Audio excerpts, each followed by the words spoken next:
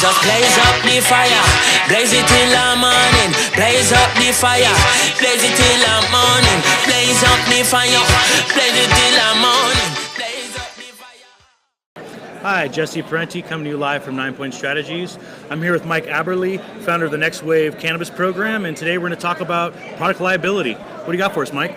Well, you know, product liability is really unique. It's one of those coverages that you really don't think about, because you think about fire and you think about theft, you think about the slips and falls, or and all those basic things that appear to be a risk, but a lot of people just forget about product liability as it's just not on their radar and how it really applies to their business and the vendors they do business with. So product liability this year has really been our educational model, because it's the one area that even insurance brokers, lawyers, and the policyholders themselves are just unfamiliar with.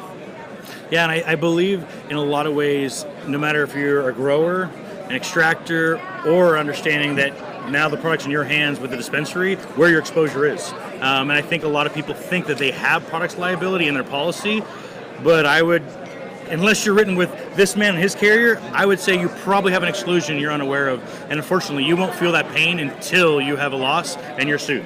Well, and when you look at product liability, you may have it, but the problem is, like many carriers, they say, hey, we got products completed ops, or we got product liability. But it's the exclusions and the wording inside the form that actually makes it. Just because you have, let's say, the title of product liability or products completed ops, doesn't mean you actually have it to cover your risks. And those risks could be psychoactive, it could be a health hazard, a Schedule I, could be a banned substance exclusion, or it could just be unusual wording that really leaves it ambiguous, so there really is no coverage. So when we say product liability, we really look beyond just the title of the coverage, but what is the language going to cover me for? For instance, do you have the duty to defend or no duty to defend? And the difference really is, when you have the duty to defend, the insurance company lawyers are there from the very beginning to defend out that client, versus there's no duty to defend, so guess what? You're on your own. Yeah. And in this legal environment, I don't think they're ready to do that. You look at labeling issues, you look at pesticide issues, you can look at regulatory issues, or what, heaven forbid, you kill, Susie Hailmaker, who's a PTA mom. These are the issues that we talk about products. And it's not just about paying out the injury, but it's all the costs associated to it. When you look at discovery periods, billable hours, when you look at all of these things that make up a case before you even go to court, that's what product liability is there for. Wow, I just got some education right there. I really truly believe that every one of you need to be reading your contracts and understanding, do you have the coverage that Mike's talking about? If you don't, please come talk to us at 9 Point Strategies or Mike at NextWave, and we're here to help.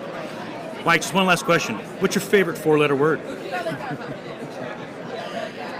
You know what? I like the word fuck. I do. Works for me. Says everything about what you're trying to say. Thank you very much from 9 Point Strategies. Have a great day.